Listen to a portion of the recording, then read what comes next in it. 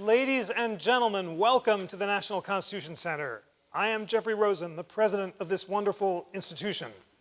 The National Constitution Center, as some of you I think do know because I saw you here last night, is, and let's recite it together, the only institution in America chartered by Congress to disseminate information about the U.S. Constitution on a nonpartisan basis. Beautiful. You got it. That is our inspiring congressional motto that... It's a cult, Jeff. It's a constitutional cult, and it is such a thrill to be here in this wonderful place. And ladies and gentlemen, this is a really special evening for me because I am welcoming to the NCC, my new home, my dear old friend, Frank Foer, the editor of The New Republic. Frank and I have known each other since 2000, when he first came to The New Republic as a brilliant young writer from US News. He established himself early on as the magazine's most thoughtful and penetrating commentator, and he was tapped as editor in 2006. He briefly left and then came back in 2012, where he has presided over a renaissance of this extraordinary magazine that I love so much and that I've been lucky enough to work at since 1991 when I joined TNR as my first job out of law school. I was hired as legal affairs editor by Andrew Sullivan, who was the editor at the time, and this was due to no great shakes on my part, but only because I'd gone to college with Andrew. So I like to say that I'm the Harriet Myers of legal journalism. This was pure nepotism, but it was a great break, the luckiest of my life, because it launched this extraordinary career in journalism at this beautiful magazine and led to what's become one of my most meaningful friendships with Frank. This is an extraordinary book. It's a collection of some of the most intellectually serious and galvanizing work in American letters of the past century. And reading it, I was overwhelmed by the sheer intelligence of the essays and the magnitude of their ambitions to transform American politics and culture. So it's a work of high seriousness, but it's also beautifully written, and one just has the sense of the tremendous cultural importance of this great magazine, which is why we have so much to talk about tonight. I have to, as part of my duties, put in a brief plug for our upcoming programs.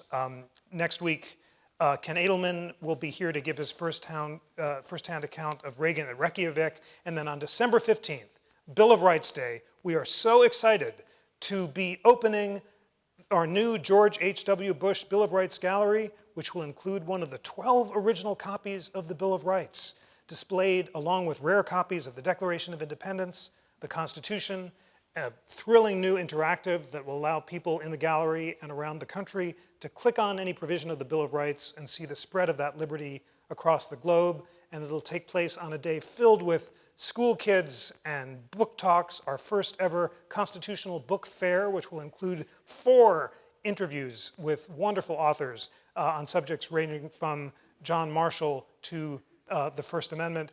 And it's going to be an incredible day. Bill of Rights Day, the 223rd anniversary of the ratification of the Bill of Rights. Please come and join us. Frank, welcome to the National Constitution Center. Thank you for having me. So excited about our conversation. You begin this book with this really beautiful introduction talking about the high ambitions on which the magazine was founded, and also the fact that the founding fathers were at the center of the framing, because Herbert Crowley, the founder of the magazine, believed that it was important to resurrect a Hamiltonian vision of American democracy to counteract what he thought as dangerous Jeffersonian tendencies. Tell us more about that tension. So Herbert Crowley, who started the magazine, was an incredibly eccentric figure. He was born to 2 incredible parents. His mother was the first advice columnist in the United States, and his father was a newspaper editor who was a kind of Nostradamus who wrote these predictions under the pseudonym Sir Oracle. And Crowley's father was also deep into French philosophy, and he put all sorts of pressure on his son to become a great philosopher. And you know what happens when you put too much great pressure on your kid? You cause them to have a nervous breakdown. And so he had a series of nervous breakdowns and kind of faded, never graduated from Harvard, where he went to school, and became an architecture critic. And he woke up one morning in his 40s and he said, I'm going to make one last run to fulfill my father's expectations. And so he wrote this book called The Promise of American Life, which is one of the most, it too is an eccentric book. It has moments of just literary beauty with all sorts of wonkish digressions. It was written by an autodidact, and so he just poured a lifetime of reading onto the page in this book. And he does this long, very interesting dissection of American history that then became actually fairly influential to the generation of liberals that followed him, where he said, look, in the Gilded Age of America, we've seen that the Jeffersonian idea of radical individualism has run amok. It needs to be checked. And the way to check it is by reviving Jefferson's nemesis, Alexander Hamilton, who proposed having a strong state. And he saw all the problems with Hamilton. He understood his elitism, and he knew that that was dangerous. But he also thought that there was no other alternative to managing the great corporations that had evolved into the country. And his view on the corporations was itself wasn't a total revelation, because Teddy Roosevelt was moving in exactly the same direction of him at that moment, which was to say, look, there's no reversing the corporations. Bigness is just a fact of life in an industrialized country. But the only way that that bigness is manageable and is tolerable is if you have a countervailing institution that's capable of checking them. And the only countervailing institution he could think of was the state. You've just written a thrilling essay in a recent New Republic channeling our mutual hero Louis Brandeis, who of course denounced the curse of bigness and suggesting that Amazon, with its concentrated control over culture, might be ripe for the kind of breakup that Brandeis suggested. Tell us more about the fact that when the New Republic was founded, all the major presidential candidates, Roosevelt, yes, Wilson, and Taft, all were opponents of corporate bigness. Eugene Debs. And Eugene Debs, who right, was imprisoned in ways that had important free speech consequences that we'll talk about in a moment. But why was it that that although opposition to bigness wasn't even an issue in 1890, by the election of 1912, 1913, all the major candidates are Hamiltonian in their agreement about the dangers of corporate bigness? So that was the most thrilling, for my money, the most thrilling election in American political history, mostly because you had all these guys competing for the hearts and minds of people who would have been like me in 1912. But it's a really fascinating question, because economic concentration was something that had haunted America. It was a fact of American life, a well-established fact of American life by the time that the election of 1912 came along. You'd had a brief uprising against it, the populist uprising of the 1890s, that was more real time. But I think it evolved. A lot of it was a quirk. Teddy Roosevelt was this great patrician who decided that he hated the malefactors of great wealth and went to war against them.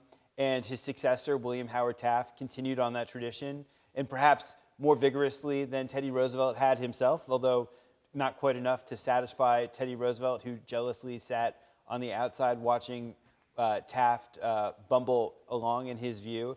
Wilson had a completely different view of the corporation than Teddy Roosevelt did. Wilson channeled Louis Brandeis, and his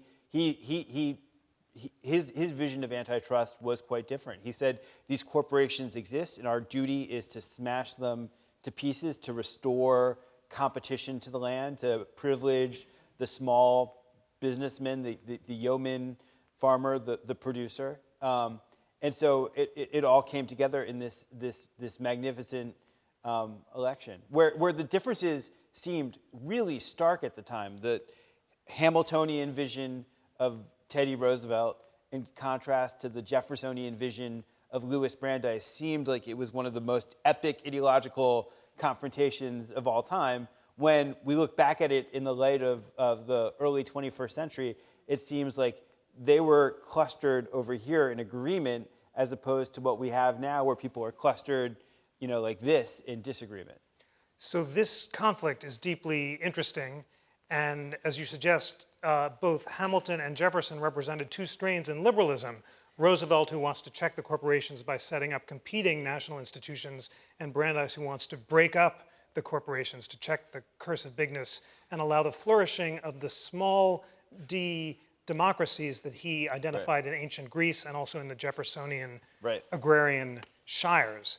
What is throughout the New Republic's history, much of this book is a debate about the meaning of liberalism and what its definition should be and what its significance is. Trace out the war between the Hamiltonian and Jefferson ideas for the soul of liberalism.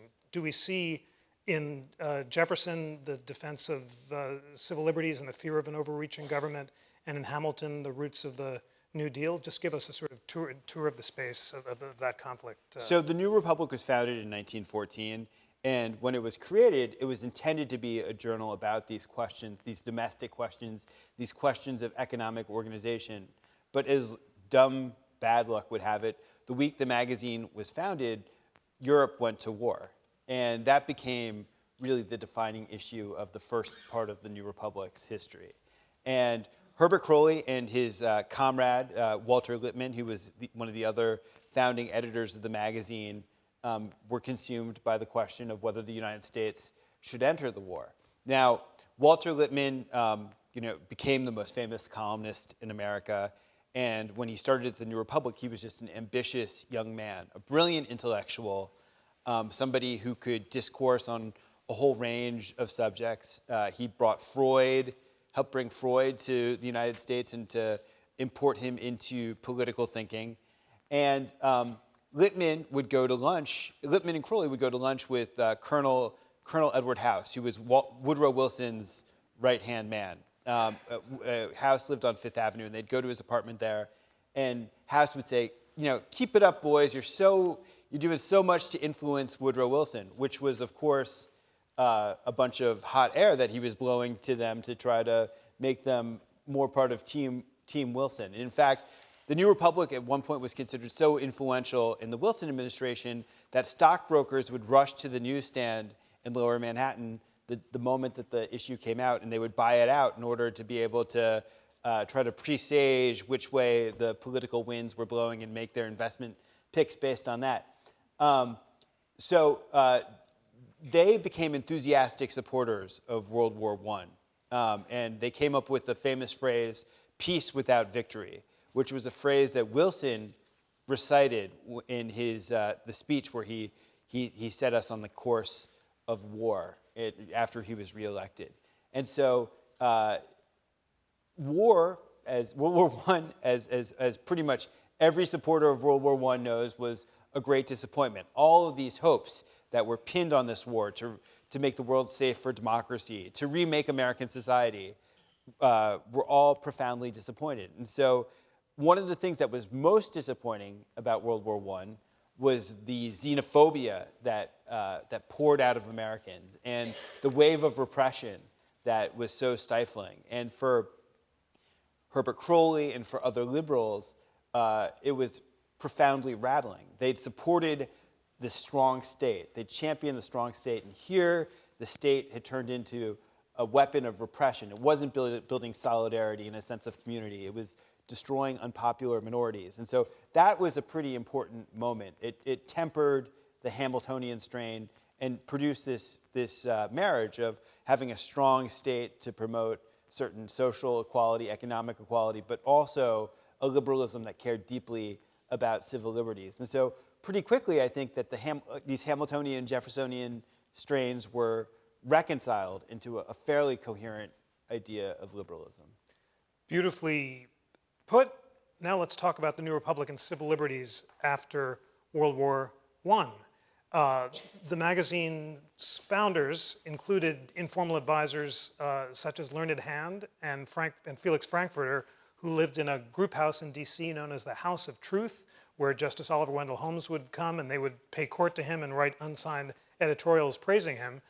And Hand and Frankfurter helped to change Holmes's mind about free speech, invoking an article by Zechariah Chafee in the New Republic itself. Why don't you tell the story? Why don't you tell the story? You're actually more expert in that than I am. No, well, there's a wonderful book that we both read, and we had a great book talk on it last year called The Great Dissent by Thomas Healy, which tells this riveting story about how Oliver Wendell Holmes, who had written several dissents upholding the conviction of Eugene V. Debs, the socialist candidate for vice president, for making the mildest of speeches denouncing the war, invoking a test that he said basically speech can only be suppressed if there's a clear and present danger, and he understood this test as an engine for repression, had his mind changed. And it's an incredible story. You can read it in the Healy book, but basically Zechariah Chafee, who was a professor at Harvard Law School, wrote an article in the New Republic arguing that although Holmes had thought that this was an expansive test, actually clear and present danger was very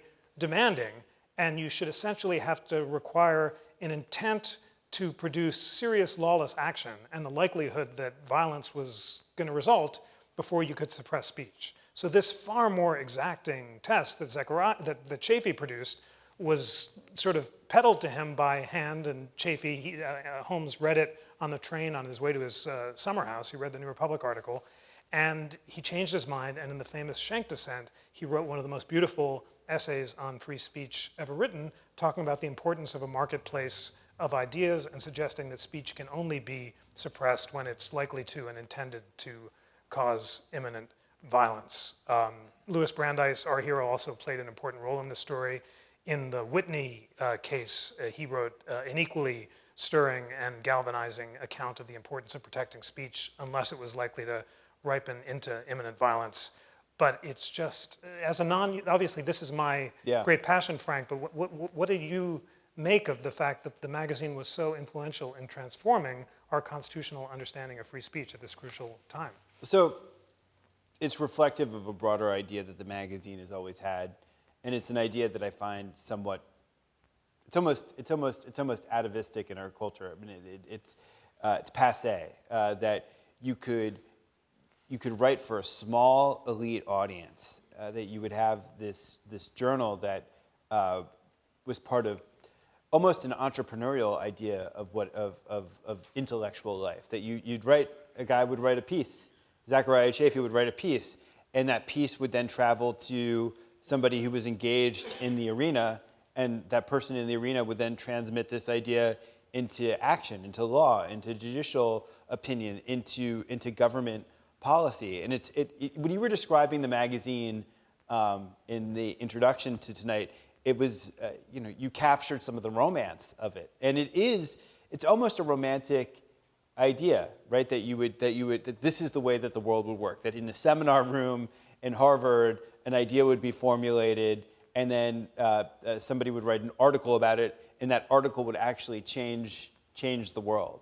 And it's something that, when you look at the history of the magazine, it's happened time and again. It doesn't happen that often, but it does happen. And one great recent example of that is that Andrew Sullivan, your first boss, wrote an important article in 1989 making the case for marriage equality. And, there were other people who had written about gay marriage before, but when Andrew wrote that piece, which is just an incredibly powerful example of logical, emotional, morality-based journalism, that idea set in motion, or helped set in motion, a movement that transformed the way that that a society and a culture, and ultimately a body of laws, thought about love and human relationships.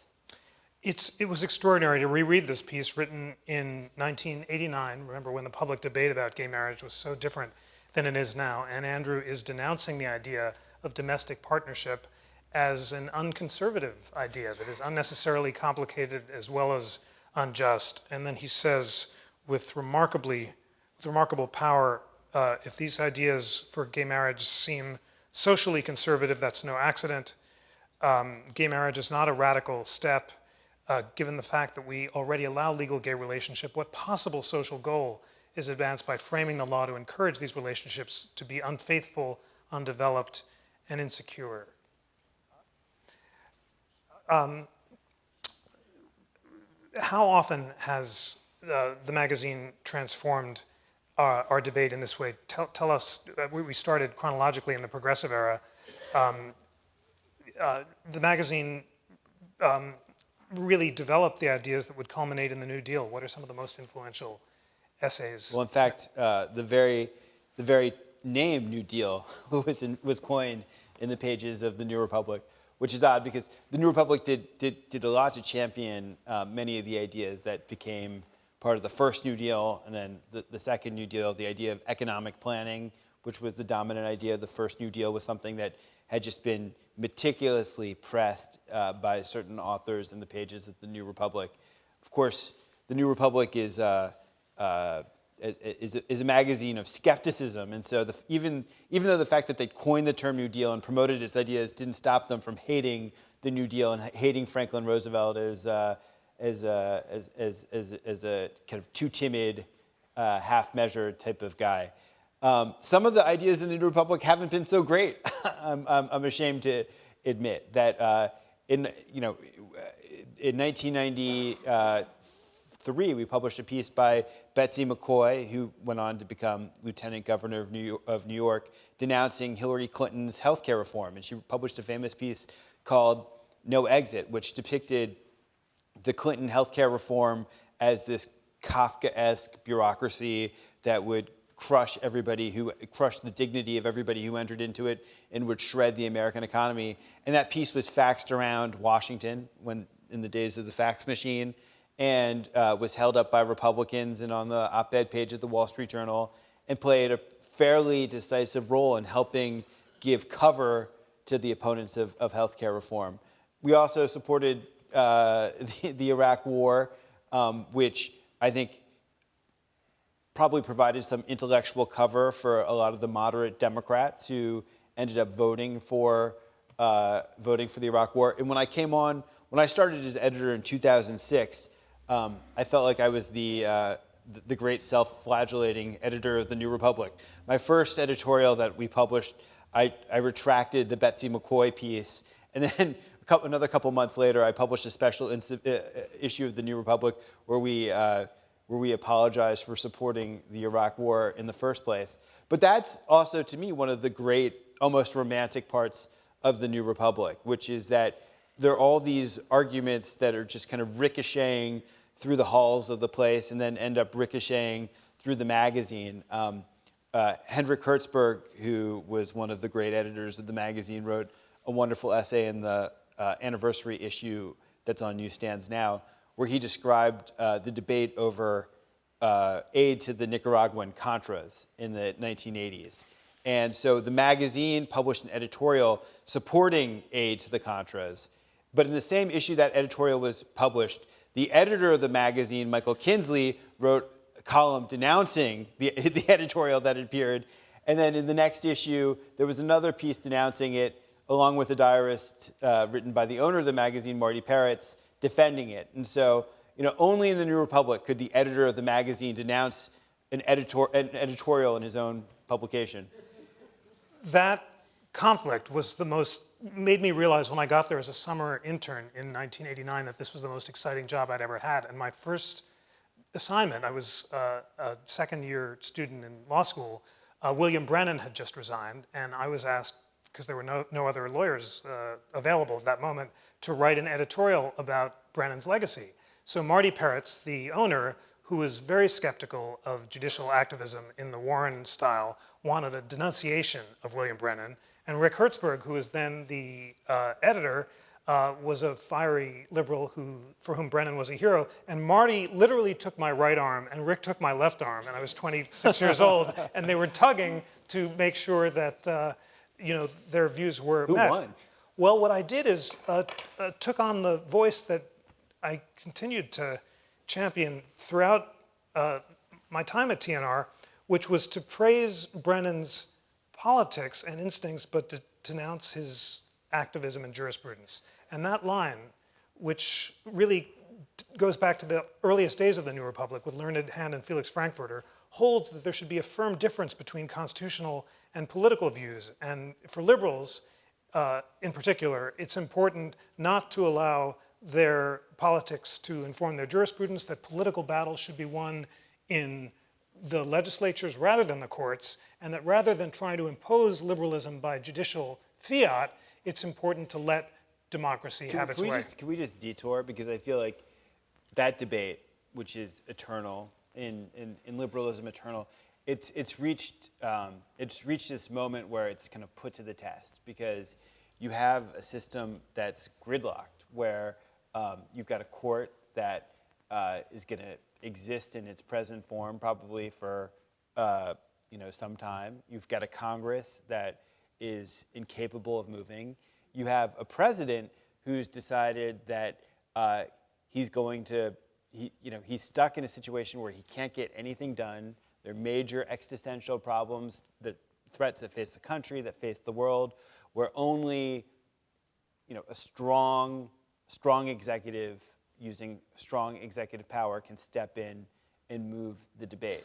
And on the one hand, I mean, I feel like I'm Jeff Rosen getting torn between the two poles. On the one hand, the liberal in me says, hot damn, the immigration needs the illegal immigrants here who deserve to have a better life. There's a planet that's burning up that needs to be needs some sort of solution to that problem. And on the other hand, you see all the dangerous precedents that get set when you expand federal power in the ways that it's about to get expanded. So this is obviously a great topic. As head of the Constitution Center, as we recited together in our beautiful nonpartisan motto, I am strictly nonpartisan, and I believe very passionately that there are good arguments on all sides of the constitutional debates at the Center of America. I put him in the hot seat. No, it's fine. I'm happy to do it, because I've been very proud of the New Republic's defense of liberal judicial restraint, which, as the legal affairs editor, I personally embrace. So although I think there are good arguments on all sides of constitutional debates, and it's important for us to learn about it, I believe that over time, both liberals and conservatives have ill-served their causes when they have relied on courts to impose, by judicial fiat, contested visions of the Constitution that are not clearly rooted in constitutional text and history. So this is not to say that the courts should be completely abstinent. Holmes thought they should be. Justice Holmes was so addicted to judicial abstinence that he said, if my fellow citizens want to go to hell, I will help them. It's my job.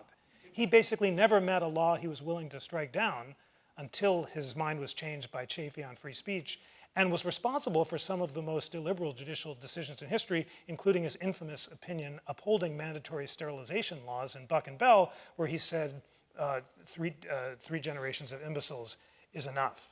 But you go ahead. Well, I just think the question is a little bit different, which is that the system, it's what happens when the system ceases to function. When you have courts that become essentially activists, and you have a legislature that doesn't really function.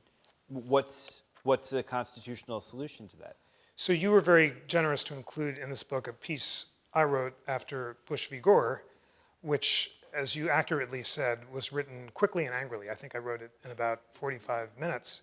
And it's really just a cri de coeur of disappointment at the naivete that I and the New Republic had embraced for so many years in denouncing both activist decisions we agreed with and those we disagreed with. So, like the New Republic, under the leadership of the legal affairs editor Alexander Bickel, Bickel was a pro-choice liberal who thought Roe v. Wade was wrongly decided because it wasn't constitutionally well-rooted and had led to a backlash that harmed abortion rights over the long run. His argument would later be embraced by Justice Ruth Bader Ginsburg, and I embraced it as well. And in this piece called Disgrace, I said that Bush v. Gore and Roe v. Wade were two sides of the same coin, and said that rather than descending to the activism that had led to Bush v. Gore, liberals should strenuously resist it and call for judges who would rarely, if ever, second-guess democratic decisions, and ended with Justice Scalia's haunting image at the end of his dissent in the 1993 abortion case of Justice Roger Taney, whose portrait hangs in the Harvard Law School library. And it's just so dramatic that Scalia was basically saying Taney's reputation was ruined by his foolish belief that he could avoid the Civil War by imposing this contested vision on America. I'm just going to read the Scalia language because he's such a great writer. Scalia said, there seemed to be on his face and in his deep-set eyes an expression of profound sadness and disillusionment. Perhaps he always looked that way, even when dwelling on the happiest of thoughts. But those of us who know how the luster of his great Chief Justiceship came to be eclipsed by Dred Scott cannot help believe he had that case burning in his mind. And Scalia says, by foreclosing all democratic outlet for deep passions this issue arouses, by continuing the imposition of a rigid national rule instead of allowing for regional differences, the court prolongs and intensifies the debate. I ended by saying, who would have dreamed that in describing Taney's portrait, Scalia imagined his own? So I think so strongly, pragmatically, it's foolish for liberals at the moment, but it will be for conservatives in the future, to imagine that they can short circuit the deep currents of public opinion through judicial activism, because they're likely to provoke backlashes. And just the wisdom of this book from the age of learned hand until the present has been that if you're going to win the hearts and minds of the people, you've got to do it politically rather than judicially. The thing that fascinates me just about the tradition of American liberalism and then more broadly, it's American history and Western history, is that democracy, which is this thing that's the bedrock, which we're all fighting to preserve and extend, is so constantly put in this precarious position. In every generation, there are Jeremiads that have appeared in the New Republic worrying about the fate of democracy. And in the 1930s, we published a great symposium, and I included one of the contributions there from an Italian philosopher called Benedetto Croce, who was incredibly important at the time and who is long forgotten now. And Bertrand Russell and I think George Bernard Shaw all contributed to that symposium. And in the 1930s, with good reason, it looked like democracy was about to crumble.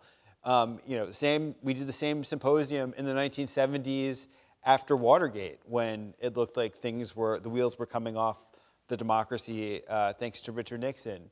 And I think you could publish a symposium, maybe I should, on the subject today. And that hand-wringing about democracy, I think, is actually fairly essential, that you need to sound the alarm about the system falling into states of profound dysfunction in order to stimulate the reformist spirit that helps preserve the system. So the Croce essay on the future of democracy is thrilling, and it suggests that democracy should not be unchecked. Croce makes the case for a constitutional democracy that does not allow unchecked majoritarianism, which could lead to fascism, but instead preserves individual liberty. Here's what he says. Liberalism should be at one and the same time the friend and the foe of democracy. It should be its friend because the governing class is fluid and its efforts are applied to increasing its membership, but liberalism must be the foe of democracy when the latter tends to substitute mere numbers or quantity for quality, because by so doing, democracy is preparing the way for demagoguery and quite unintentionally for dictatorship and tyranny and its own destruction. Strong words in 1937, but was that a tenet of the magazine, that liberalism meant a limited constitutional democracy rather than an unchecked one? I think that's been the tendency, although if you went back to the progressive era, certainly there were people who talked about government by referendum, and I think it's part of the dialectics of liberalism that sometimes the thing that makes liberalism so frustrating to both the left and the right is that it's a slippery doctrine, that and it's not even clear that it's a doctrine. What is liberalism? Is liberalism a political program? The term liberalism in kind of classical parlance meant generosity, and then in the 19th century it meant laissez-faire economics, and then in the pages of the New Republic in the early 20th century, it was redefined to mean activist government. But I don't think that any of those things are mutually exclusive, that they all, in some way, meld together into both a spirit, which is one of skepticism, coupled with a political program that, that's not entirely skeptical.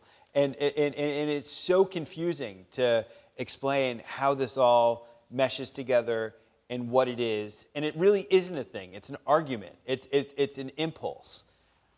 Be more specific, because you are one of the leading scholars of the history of liberalism, and this book is suffused with essays lamenting the betrayal or the corruption, or as Herbert Crowley put it, the eclipse of liberalism.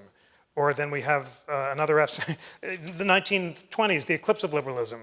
1940s, Lewis Mumford, the corruption of liberalism. 1960s, James McGregor Burns, liberalism without tears.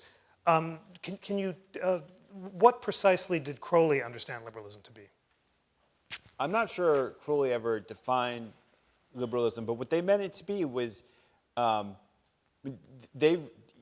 liberalism was born because they didn't like the term progressivism. Progressivism was associated with Teddy Roosevelt in the election of 1912, and after the election of 1912, Teddy Roosevelt went a little bit unhinged. He was consumed with hatred of Woodrow Wilson and started denouncing Woodrow Wilson. And so these guys said, look, we like a lot of the progressive ideals about having reform, about checking the corporations, about expanding democracy. And without ever really defining what they meant by liberalism, there was a set of ideas and a set of attitudes that accreted over a short period of time. And it really, the best summation of liberalism I've ever heard comes out of that Crowley book that I mentioned at the beginning, The Promise of American Life, which was about Hamiltonian means to achieve Jeffersonian ends. And so the idea was, which actually isn't a phrase that appears in Crowley's book. It's just, it was because Crowley's book is so hard to read, a historian who summarized it used that phrase to encapsulate it, and people attribute it to Crowley, even though it's not there because people can't be bothered to make their way through that dense book. But so the idea that you need, individual liberty is what liberals aspire to have.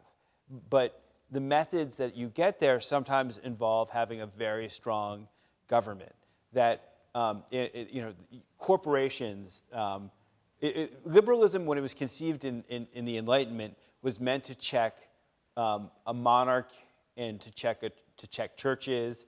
But when you get to the 20th century, we don't have a monarchy in the United States. That's not the biggest threat to liberty in this country.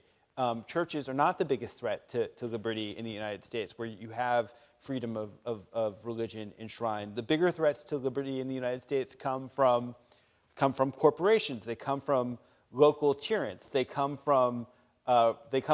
from repressive governments, sometimes in the form of suppression of civil liberties. And so those become the ends that you want to try to protect.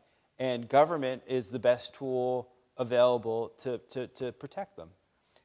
Everything you said until the last clause suggested that there could be common cause between civil libertarian liberals who embrace that vision and libertarian conservatives who are similarly suspicious of the state and its threat to civil liberties and to the excesses of corporate power. Where they part company, though, is not agreeing that the state is the proper remedy. Exactly. You have this great phrase in your introduction to the Crowley essay describing his lugubrious style that editors would talk about his writing as Crowleyer than thou, which is great. And you have in this essay his definition of liberalism. Here it is. Progressivism or liberalism is fundamentally the attempt to mold social life in light of the best available knowledge and in the interest of a humane ideal. That's kind of mushy, and in fact it calls to mind one of the most beautiful essays in this book, George Orwell's Politics in the English Language, which just dissects the fuzziness of passive, abstract words as opposed to concrete ones. Wasn't that the Orwell was just totally thrilling? It is, and it reflects this turn. I mean, liberalism is constantly torn between mushiness and hard-headedness. Liberals like to, liberals like to think of themselves as hard-headed, but they're also prone to bouts of profound mushiness. And so, you see this in the history of the magazine, where it goes through periods where it veers into kind of the mushier parts of the left, and then realizes its excesses and pushes to a more hard-headed realism. So by the 1960s, liberalism has evolved, and there's a great essay by James McGregor Burns, which, as you put it in your intro, remarkably predicts Kennedy's martyrdom. It talks about its candidate on the eve, Liberalism Without Tears, 1960, and talks about how liberals suspect him for being too, the reason for some liberals' non-commitment to the Democratic candidate go deeper than this. It's that he's been too successful, heir to both wealth and great political opportunity, hero in war, winner in his political battles, the possessor of glamour and good looks. The trouble is that he lacks liberalism's tragic quality, and then Burns says he's been too successful. If he should die tomorrow in a plane crash, he would become at once a liberal martyr, for the liberal publicists of the land would rush to construct a hero out of a young man of wealth who ran the most liberal campaign in history. What would you make of discovering that extraordinary passage? It was incredible. That actually, there's certain essays in this book that are canonical and obvious to include, and this one wasn't. It doesn't appear in other anthologies, and a historian friend pointed it out to me, and I thought that I picked it out because I thought it just expressed the spirit of liberalism of that moment just so perfectly, so clearly, and so I only read this essay when I was compiling for the first time when I was compiling this book. When I came across that passage, I was gobsmacked by it. JFK was perhaps the greatest New Republic president in history. He was obsessed with winning over the liberals. He loved to go to the Georgetown salons. When he was a senator, he moved to Georgetown. He grew up around Harvard, and he famously was photographed with the New Republic tucked under his arms, walking down the steps of Air Force One, which I think was both an expression of how he liked to see himself as being cultivated, erudite, cosmopolitan, liberal, but it was also an attempt to signal something to all the opinion writers in the country that he was actually one of them. So as you describe JFK, I think of President Obama, similar Harvard meritocrat, Yep. With similar progressive but pragmatic impulses, another form of liberalism without tears. On the one hand, Obama's been close to the magazine. You interviewed him for the relaunch issue. On the other, the magazine does not hold the same status in the Obama White House as it did in the Kennedy White House. Why is that? Well, you're right. But there was the one photograph we have was of Reggie Love, his body man, carrying the magazine onto Marine One. And we actually used it in an advertisement at one point, the image of Reggie Love carrying it. And I was in the White House one day talking to one of his communication people, trying to broker a series of interviews we wanted to try to do about the making of the Affordable Care Act to try to get access. And Reggie Love saw me walking down the hall, and he screamed at me, "Hey, New Republic guy, get my face out of your ad." Of course you didn't. Yeah, so, the White House speaks. Yeah. It has something to do with the changing nature of little magazines in our culture, perhaps. It does. Nothing has prestige anymore. I mean, there was the problem, one of the problems, also one of the opportunities in our culture is that they're just not voices of authority. The network news used to mean something and used to have this unparalleled influence. News weeklies used to be something that people venerated and tried to influence. And just the way that digital media has exploded, there's so many outlets. You don't need to win over any one outlet in order to win over a single constituency like you maybe needed to do in the 1960s, or to reach a certain set of egghead writers, you don't need to reach them through one periodical. If one periodical decides that they hate you, it doesn't matter. You circumvent them and you go to another website. It's just that pluralism of opinion means that that there is no single authority anymore. There are broader changes that you've written thoughtfully about in this sea change we're experiencing in our media and culture. I talked about the deep intelligence of these essays and the intellectuality of them. And it's neither fashionable nor practical to be a public intellectual at the level of so many of these great thinkers. What has changed in our culture that has ended the market for this sort of public intellectual? Well, I look at the names of the greats who've walked through our pages. You have people like Mencken, or somebody like Edmund Wilson, or somebody like Alfred Kazin or George Orwell. These were people who weren't affiliated with institutions for very long. They weren't people who were on payroll. They were people who got their checks by writing articles, and they were able to do that. They were able to make a decent enough living, and so, one of the unfortunate facts of being a writer in the early 21st century is that, in all likelihood, you live in New York City or in Philadelphia or Washington, D.C. or San Francisco, in a city that has incredibly high cost of living. You can't live in what Paul Goodman called decent poverty, which is what a lot of these people did. They were able to live in the places that they wanted to live, in apartments that weren't terribly extravagant. They didn't need to send their kids to private school. They could make enough money by writing articles about and essays about the things that they were most passionate about, and getting paid, $50, $100 a pop for these things. They didn't need to make, $150,000 or whatever it takes to live in a metropolitan city. And so having that economic freedom allowed them to have the intellectual freedom to write at a very, very high level for a very limited audience. When I started at TNR, Andrew paid me $15,000. I was on the poverty rate at the Y, but could live in a nice building in DC. And that was also a time when you could be very well paid for both books and magazine journalism. All that is changing. But it's more than just the economics of culture. There's also a phenomenon that you've described as the death of middlebrow. Tell us about that and how that has affected the market for intellectual writing. So, it seems like of another era to describe culture as lowbrow, middlebrow, highbrow, because it's all been jumbled in our world. Like where is the most adventurous culture right now? It's on television, probably, which is the ultimate middlebrow medium.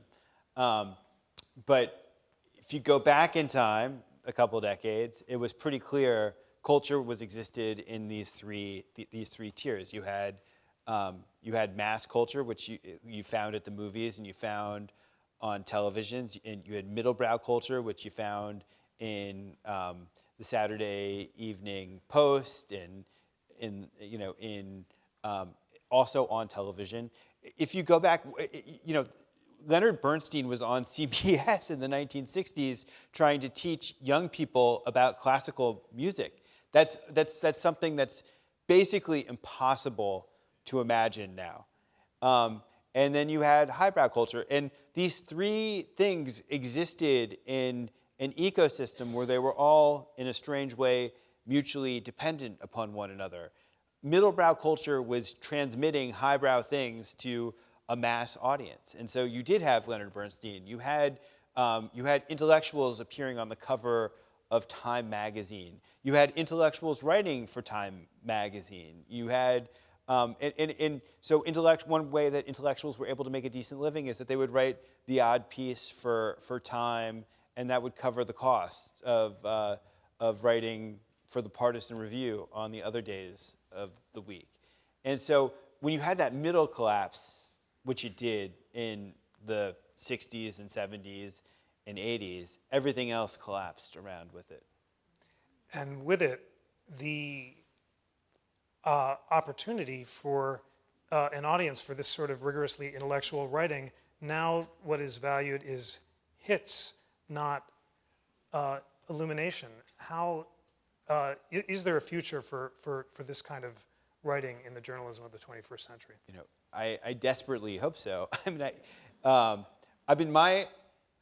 I think about, I'm seriously worried about our culture. I'm a cultural pessimist, and I worry that it's going to be like food. That in the 1950s, processed food came along, and it was so damn convenient. You could just pop that TV dinner in the oven, and it would be ready, and it tasted so good, or so it seemed. And then you woke up, a couple decades later, and we were all fat, and we were all consuming all these things that were killing ourselves, and we had no idea what was happening at the time.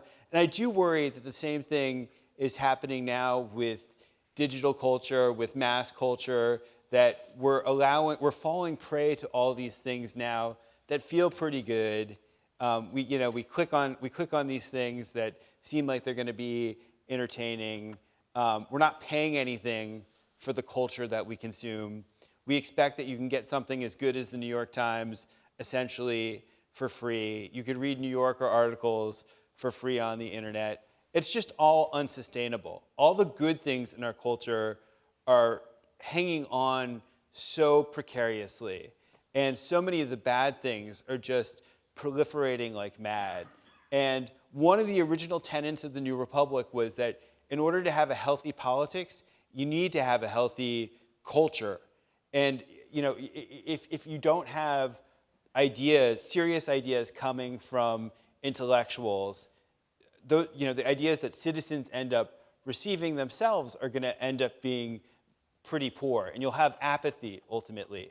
And if you have individuals who are kind of consumed with essentially unserious things on a daily basis, if they're not exposed to anything serious on a daily basis in the culture that they consume, how can we expect them to be good citizens? And so I don't think it's a mistake that you look at a culture that's fundamentally in disrepair, and you have a politics that's fundamentally in disrepair too.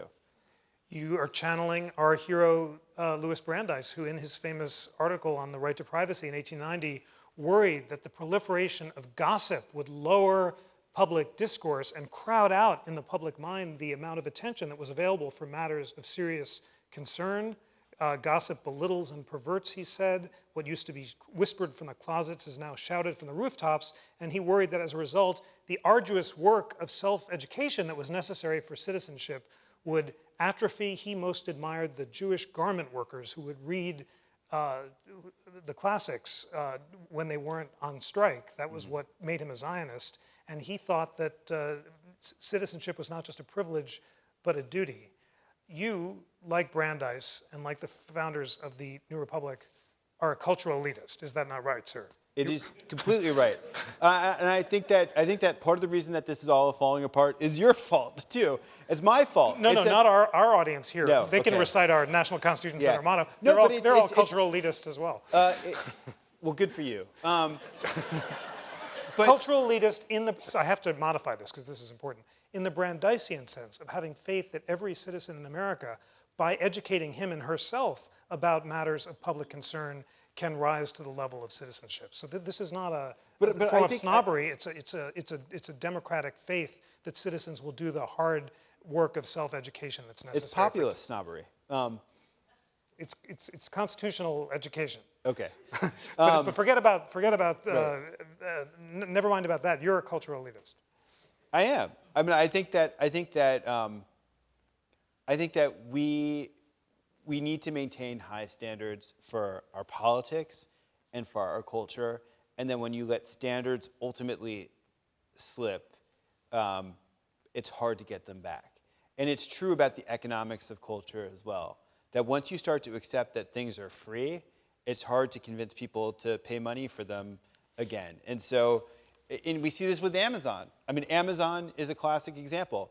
Amazon is this godsend in certain ways, like to get these books so cheaply and overnight or instantly on our Kindle. That's so wonderful. What a convenience. But when we cave to the convenience, we basically ignore whatever consequences there are for that. And so we let a monopoly arise. And so the production of knowledge in this country has never been more concentrated in the hands, ultimately, of several very, very big corporations in Google and Amazon. And what are the consequences of that? Well, we're not pausing to think about that really as a culture at all. We're just happily clicking away. But come 10 years from now, we're going to wake up and we're going to realize that the publishers who produce these books, who give advances to authors, who make crazy bets on serious ideas at the same time they're publishing a bunch of Kim Kardashian dreck, right, granted, they're going to disappear. And everything, the only way you're going to get a book published is by having Amazon self-publish it to an audience. And if you're going to be a writer like Jeff, like me, you're not going to be able to afford to be a writer anymore because publishers aren't going to exist who are going to be able to give you an advance to be able to take a year or two out of your life to do serious reporting, thinking, and writing. And we're just going to be writers are becoming, a new sort of proletariat where the only way that they can survive is to produce the stuff that gets a lot of clicks. You really are channeling Brandeis, but while he was concerned about the effects of monopoly power on political liberty, you are concerned about its effects on the production of culture. And although the New Republic has had Jeremiah's... And ultimately, the effect that has on political liberty. And ultimately the effect on political liberty, but it's despite the fact that the Jeremiah about the decline of culture has been consistent throughout these pages, including one of the most galvanizing essays of the 90s, The Value of the Canon by Irving Howe, who was denouncing political correctness and defending the virtues of the classics. You're saying that technology has changed things in a way that's different, and therefore it just may not be possible to find platforms for these sorts of Jeremiads in the future. It's the economics of it change facilitated by changing technologies, which makes it impractical for people to spend, for an Irving Howe to exist. Irving Howe was a brilliant critic, writer. He's somebody, I miss every day.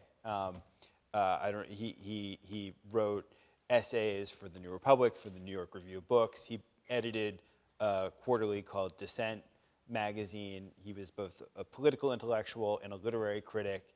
And he existed from paycheck to paycheck as he went about doing his work. And the paychecks were pretty meager, but they were enough. And I think somebody like him right now, unless they wanted to live off of food stamps, couldn't exist.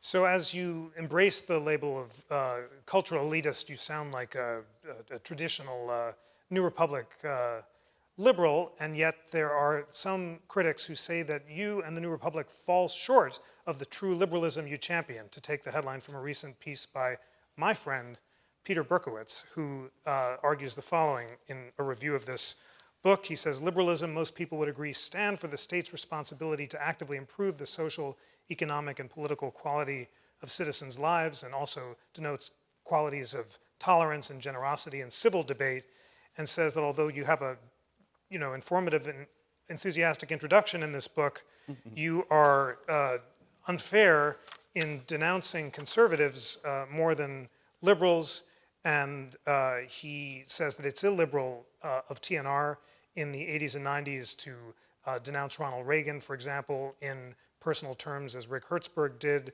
to unveil against Bush hatred, as Jonathan Chait did in 2003, and he also is not very fond of my Bush v. Gore essay, which he says contains a foul accusation that the Republican-appointed judges abounded their judicial duty. Is Peter Berkowitz correct that you are one-sided in your devotion to liberal principles? I mean, the type of discourse that he's saying would be acceptable would be the most boring magazine that I wouldn't want to ever be a part of, that didn't have any passions. Passionate writing involves passionate arguments, and part of being a liberal society, which is different from being a liberal in the narrow sense, is that you do have this marketplace of ideas, and in a marketplace of ideas, you're allowed to get upset over things, and you're allowed to take things. Taking things seriously means writing about them with fervor, and that sometimes means saying unnice things about our opponents. And I think that that's a completely necessary part of democratic discourse, that there are people in our world and ideas in our world which are dangerous and need to be pointed out as dangerous. Now, that does not mean that you call them names mindlessly. You have to back that up with rigorous argument and with ideas. But I wouldn't want to edit a magazine that treated every person I disagreed with in the world kindly and with kid gloves. As Berkowitz defines liberalism, it includes strains of contemporary conservatism. In the beginning, all the world was liberal, according to the Hofstadter observation. And the basic idea is that if liberalism is open-mindedness, humility, generosity, openness to competing ideas, a suspicion of unchecked state power, that kind of classical liberal definition, I think Peter is saying could be consistent with conservatism too. Is that fair, or conversely, how would you define conservatism?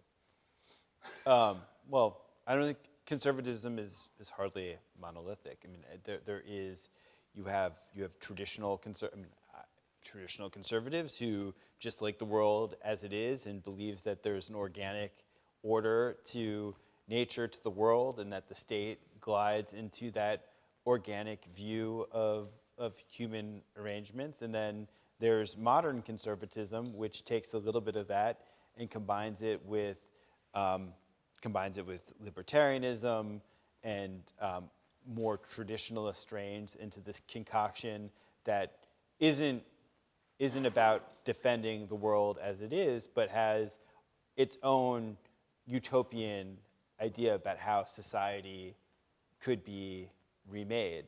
And yeah, I think that American conservatism is in many ways an heir to classical liberalism, just as American liberalism is an heir to classical liberalism. And that is the sort of broad consensus that has kept our political system operating at a fairly well-conditioned hum for the last many centuries. And modern conservatism, as you say, is a hospitable house with many strains, but does it too contain this tension between the Hamiltonian and Jeffersonian vision that liberalism does?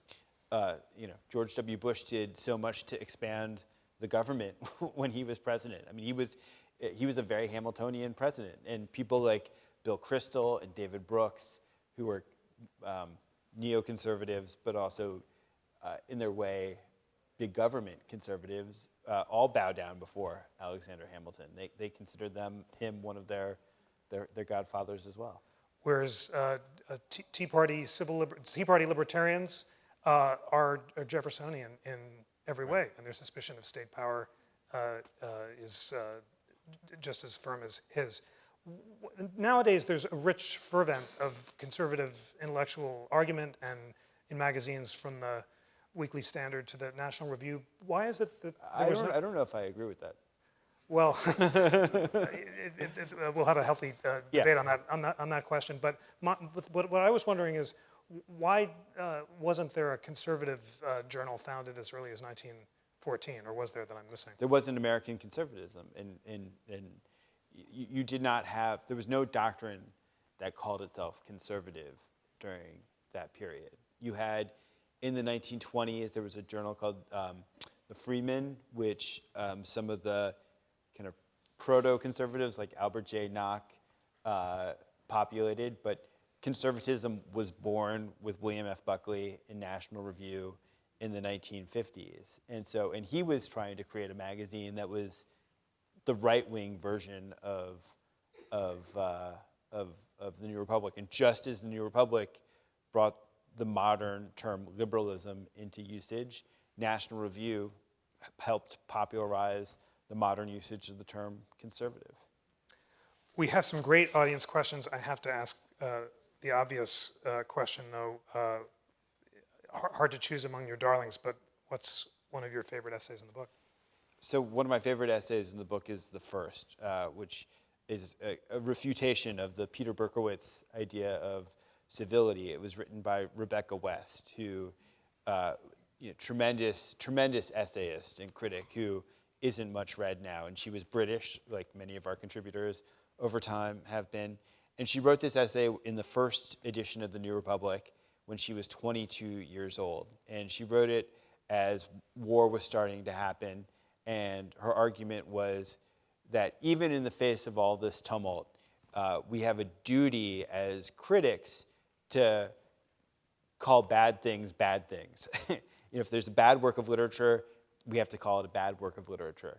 And it's a really stirring manifesto. And when we started an online book review, we actually had that essay permanently tacked in the corner of the site as a message to ourselves that this is the duty that we have as critics. And there's a pretty hilarious backstory to Rebecca West and to this essay, which was that Rebecca West, one of her earliest reviews was of the great novelist H.G. Wells, who she viciously denounced. She called him the old maid of English literature. And H.G. Wells, upon reading this review, invited Rebecca West over for tea and drinks. And tea and drinks led to one thing and another thing, and then suddenly they were having a tryst. And in this essay she writes, she vigorously denounces H.G. Wells as one of the examples of very bad novelists who are getting a free pass in the culture and who need to be denounced more vigorously. And 2 months before she published this essay denouncing H.G. Wells on our pages, she had H.G. Wells' child. And none of this was disclosed. None of this was disclosed in the essay. I don't think we would let her get away with that now. I'd like to see that brief parenthetical. Yeah, Full disclosure. colon. Wonderful. I had H.G. Wells' son. Reader, I married him. Yeah, exactly. Reader, I married him. Well, the first question you answered, I'll just give you one more chance. I think you've done it fine, but you've been defining liberalism. How do you define conservatism? You said there are many strands of it. To what extent is the impact of TNR limited by a limited audience exclusively of believers? Good question. So, the New Republic is always, the New Republic has always attracted a fairly heterodox audience. That there are magazines that have preached much more explicitly to their choirs. So, The Nation is a magazine that has a series of devotees to its politics, and it speaks to those politics. It doesn't publish many articles challenging their readers to consider ideas that are unexpected or that might fly in the face of their first principles. And I think the same is true of National Review for the most part. But the New Republic, and here I think it's channeling its very specific idea of liberalism, likes to aggressively offend its readers. It likes to introduce them to ideas that they will violently disagree with. And I know this, like, as a reader of the New Republic, I constantly have found myself throwing the magazine against the wall in anger, thinking, how could these schmucks publish this garbage? But it's that encounter with the idea that you disdain that is, I think, so important to us as a society, and that we're not, as citizens, we're failing if we just consume the media that affirms our first principles and affirms our biases and predilections. But when we allow ourselves to encounter opinions that we disagree with, even in the act of throwing the thing against the wall, we're processing those arguments. We're having to answer those opposing arguments. We're having to explain ourselves to ourselves. It was always what's made the magazine so exciting to write for and read. We had a great lecture last night, the Templeton lecture with Charles Murray, who was superb, and he was recalling the fact that when Andrew Sullivan published excerpts from the Bell Curve in the magazine, soon after I got there, 12 staff members wrote vigorous refutations denouncing the piece, and both were published at the same time. It was an electric example of intellectual debate and pluralism. Here's a good question to a self-proclaimed cultural elitist. Do you watch Jon Stewart? On occasion. I like Jon Stewart, but I do think that Jon Stewart does. He's funny. I mean, the guy is funny, and also is substantive. And I think that in kind of the cultural scheme of things today, there's there are things I don't like about the show, as well. But I at least admire him for giving for giving space to people who write serious books, and for having funny things about relatively deep subjects. Here's two questions. I think one I think is to me, and the second to you. The first is, how do you think the Tawney decision on Dred Scott affected Chief Justice Roberts' Affordable Care Act decision? I think it did. I think Chief Justice Roberts explicitly embraced the Holmesian tradition of judicial restraint and said so movingly that because the invalidation of federal laws is so dangerous, courts should be careful to do so only when the arguments are so persuasive that they can be accepted by people of both sides. And I think that that brave decision was a vindication of the bipartisan tradition of judicial restraint that the New Republic, as well as conservatives, have championed. So that's my response to that. The question to you is, who today would you compare to the three candidates of 1912? Oof. It's not a fair question, because I mean,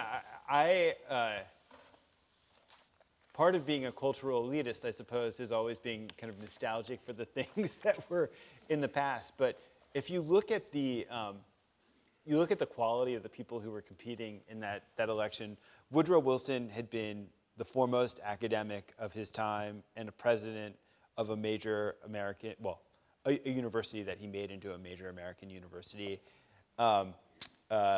William Howard Taft would go on to become justice of the Supreme Court. He was I don't know how you'd rate him as. He was quite a good Chief Justice, not a great president, and he much preferred being a justice to being chief executive. But you're dealing with a caliber of politician that I'm not sure is you could necessarily attract to the profession now. Not to denigrate. I mean, I think that Obama has a fine mind. Hillary Clinton has a fine mind. Mitt Romney had a fine mind, and that there are any number of don't laugh. On a nonpartisan basis.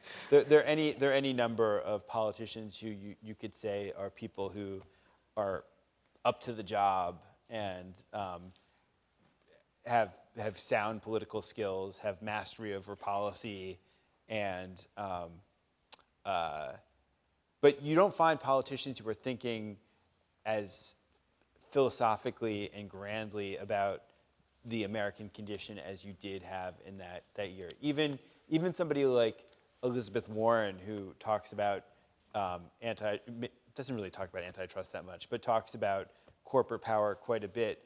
I don't think that she's doing so in a way that feels like it's breaking new ground in the same way that Wilson and Roosevelt and even Taft were breaking conceptual ground with their political campaigns in that election. I mean, you talk about the decline of discourse, and I think of the Moynihan essay, The Liberal's Dilemma, and he says, this was my stump speech, and his stump speech for his senatorial campaign is, are we then witnessing the ultimate destructive working out of liberal thought? The vitality of liberal thought rested on the ability of the country which it adopted to be self-regulating, self-maintaining, and self-improving. Basically, it was a New Republic essay, and that was his stump speech for Senate. I'd like to see more politicians use their New Republic essays as stump speeches. Well, I would, of course, I could keep the conversation going on all evening, but we should sum up. Here's a question, and you begin to answer it in your intro, and I'll let you riff on it for some closing thoughts. The question is, isn't democracy under special attacks today with the overwhelming influence of mega millions and the degradation of public education? And you say in your introduction that old and new liberals have different methods but the same convictions. It's just that the threats to these values of freedom and individual liberty have changed. In a constitutional democracy, the centralized state was no longer a grave danger to be contained, but an actual guardian of freedom, a protector against new menaces like rapacious corporations and bigoted local tyrants. Do you still have faith that the state can be the guardian rather than the enemy of liberty? I do. I mean, I look at, I think in order to have liberty and dignity, we have to be able to enter the workplace in a way in which we feel like we're setting out on equal footing. We need to be able to participate in the political system in a way that feels like we can make contributions as citizens. And so, for me, I look at the achievement of the Affordable Care Act as actually being, in its way, a victory for liberty. It protects individuals against the tyranny of insurance companies and of other abusive parts of our medical system, and lets them enter that system in a way in which they could actually participate as individuals, to make choices. It enables them to compete in the broader labor workplace in a way that is more dignified and equitable. So yes, I do think it's possible for government to continue to play that role as a guardian of liberty. I think it's harder when you have a political system that doesn't really, that so clearly weights the contributions of rich individuals and allows them to exert so much greater influence on the outcome of elections. And I don't know how that's ultimately reversible, other than to wait around a couple generations. But I think that the people who founded the New Republic had a prescription that requires constant tweaking, that fails in various ways, but ultimately is something that can persist through the ages and continue to provide a language and a set of ideas that makes this country better. Frank, thank you for that inspiring peroration. Thank you for constructing this beautiful volume that shows the magnitude of the New Republic's ambition, which is nothing less than the elevation of civic discourse in America and the faith that citizens of different persuasions, if they're willing to do the hard work of self-education, can actually become better Americans and better thinkers. Ladies and gentlemen, please pick up a copy of this great book, and please join me in thanking Frank Foer. Thank you.